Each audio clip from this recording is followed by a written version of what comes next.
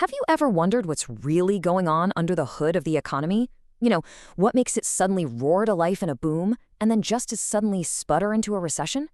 Well, today, we're going to pop the hood and look at one of the most powerful and, yeah, controversial engines in modern macroeconomics, the real business cycle model.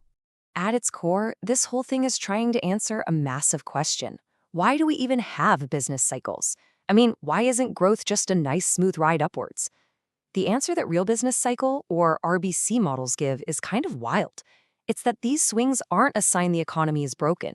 They're actually the economy's best, most efficient response to real, tangible changes in the world. So here's our game plan. First, we'll look at the actual rhythms of the economy, the patterns we see again and again. Then, we'll get our hands dirty and build the RBC engine, piece by piece. We'll see how technology shocks are the fuel that makes it run, and then we'll test it to see if it works. And finally, we'll talk about the one big piece that's missing, money. Okay, so before we can build a simulator of the economy, we need to know what the real thing actually looks like, right? We need a blueprint. In economics, these fundamental patterns that we're trying to replicate are called the stylized facts of business cycles. If you just stare at a bunch of economic data, it can look like a total mess, just a bunch of squiggly lines. But when you start to analyze it, you find these incredibly consistent patterns. Things like how much we spend, how much companies invest, they all tend to dance to the same beat as the overall economy. And check this out. This is maybe the most dramatic fact of all. Look at how volatile these things are. Investment is a total roller coaster. It swings nearly 3 times more wildly than the economy as a whole. But our own personal spending, our consumption, that's way, way smoother. Any model we build has to be able to explain this huge difference. This also shows us how these things co-move. When the economy is up, consumption is up, investment is up, and more people have jobs. You can see the correlation is super high. That's what economists mean when they say a variable is pro-cyclical. It moves with the cycle. But here's a really cool twist. With all those crazy short-term ups and downs, some things are just rock solid over the long haul. Take the slice of the economic pie that goes to workers, or the ratio of investment to total output. These great ratios are amazingly stable. So our model has to explain both the short-term chaos and this long-term stability. All right, we've got our blueprint.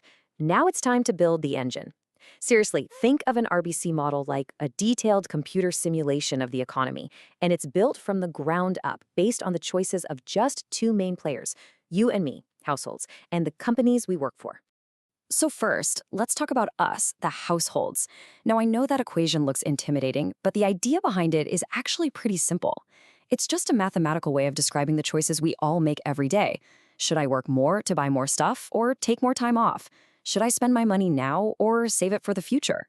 The model just assumes we're all trying to make ourselves as happy as possible over our lifetimes. Then you've got the firms. Their goal is even simpler. Make money. Maximize those profits. They look at the technology they have, and they decide on the best mix of machines, that's capital, and people, that's labor, to produce stuff as efficiently as they can. And general equilibrium is where the magic happens. It's that sweet spot where everyone's plans line up perfectly. The amount of stuff we want to buy is exactly what firms want to sell. The number of hours we want to work is exactly what firms want to hire. Everything balances out. So wait a minute. If the economy is always in this perfect, beautiful balance, where do the booms and busts come from?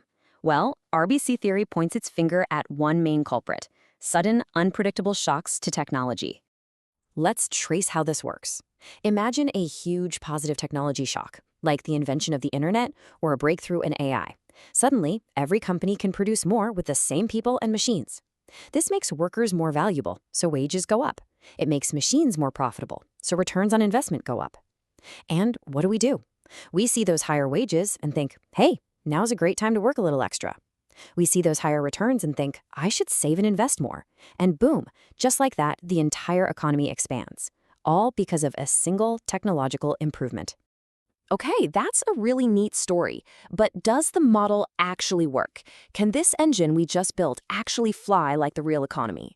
This is where we see if the theory holds up. So to test it, economists use this clever technique called calibration. It's like this. You take those super stable long-run numbers from the real world, are great ratios, and you use them to tune the knobs and dials on your model engine. Then you hit it with a bunch of random technology shocks and see if it spits out business cycles that look like the real thing. And the results? They're honestly stunning. The model totally nails it. It predicts that investment is way more volatile than output? Match. It predicts that consumption is smoother? Match.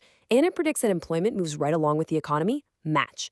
For a model built on such simple ideas, this is a massive success. So RBC models are clearly incredibly powerful. They show us how you can get boom and bust cycles even in a perfectly working economy.